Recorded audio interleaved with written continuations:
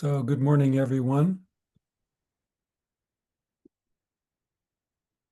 Today, I'm not going to read some random story from from uh, from a book, but I am going to talk about, in a way, talk about the topic this week that Linda and Nelly have been bringing up, and that is truth with a big T and truth with a small t. And before I start, I'll say that this month you won't see Erin because she's happens to have a class this fall that falls right in this time. So hopefully we're going to see her again.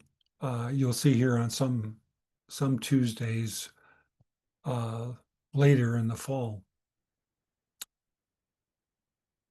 So I am drawn to these philosophical topics, and so I did some research on the internet.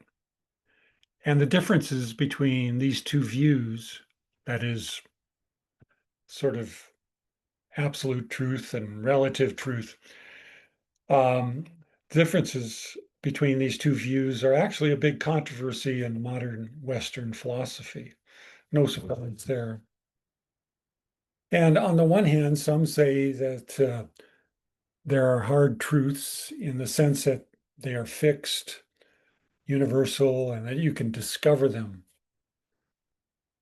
And this understanding provides a stable foundation for science and the way we develop meaning. And for some, there are religious certainties that give people meaning and faith.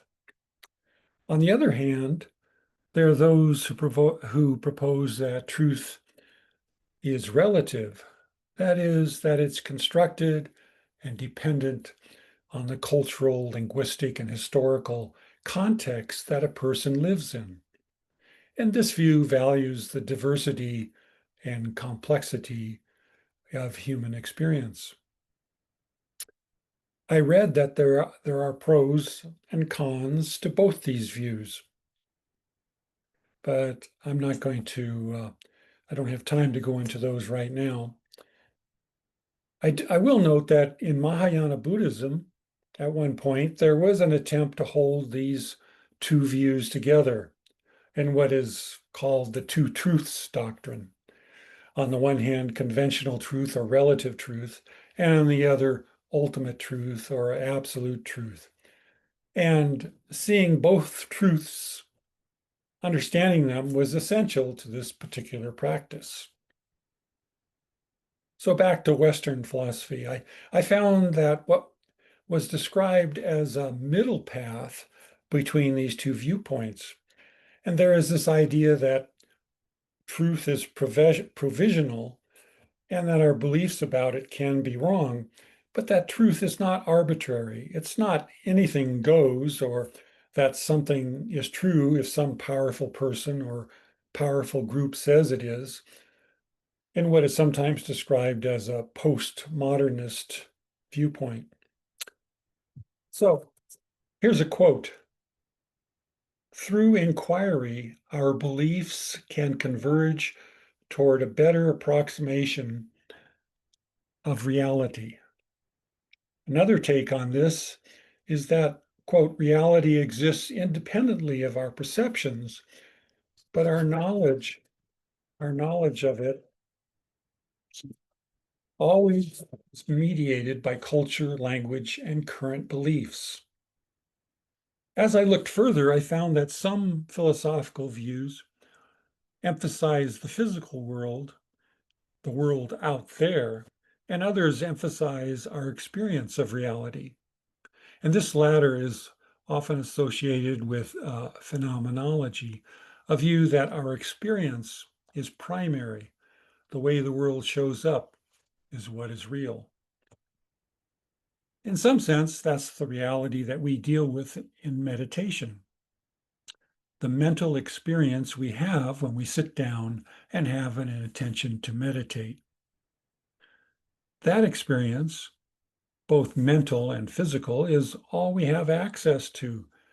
And as David McMahon, a modern Buddhist scholar, suggests, our experience is shaped by the context that we meditate and live in, the culture we are part of, and even the subculture we participate in, such as a Sangha. In other words, these conditions, along with our personal histories and any immediate personal conditions, affect our meditation experience. Some traditions, such as Zen, make the promise that we can find an absolute truth beyond our conventional everyday experiences. But McMahon believes that even transcendental experiences are shaped by our cultural context. For example, a devout Christian might experience a vision of Jesus and have a strong sense of his presence, while a Zen meditator might have an experience of emptiness or vastness without any presence of some other being, divine or otherwise.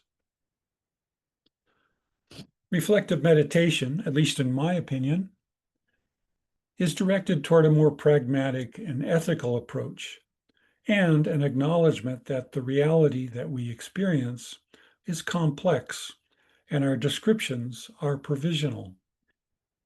I like the word approximation that I used earlier, an approximation of the reality of our experience that hopefully gets refined as we work within the practice.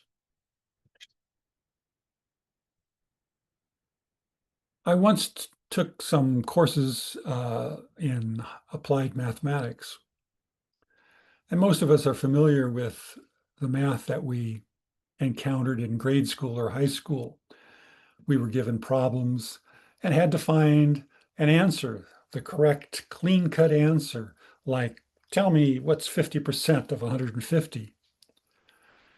But in applying math to complex real-world problems, as I found in some of these courses, there was usually not a clear-cut, simple answer like 556 or something like that. It usually resulted in finding approximations or maybe a range of solutions. And in the era before computers, that took a lot of paper and pencil calculations as you refined your approximation. And that seems similar to working with our experience as meditators. Our understanding is exact only when working, in the abstract or theoretical world, but approximate when we're actually dealing with our own experience. I'll stop there. Thank you for listening this morning. We will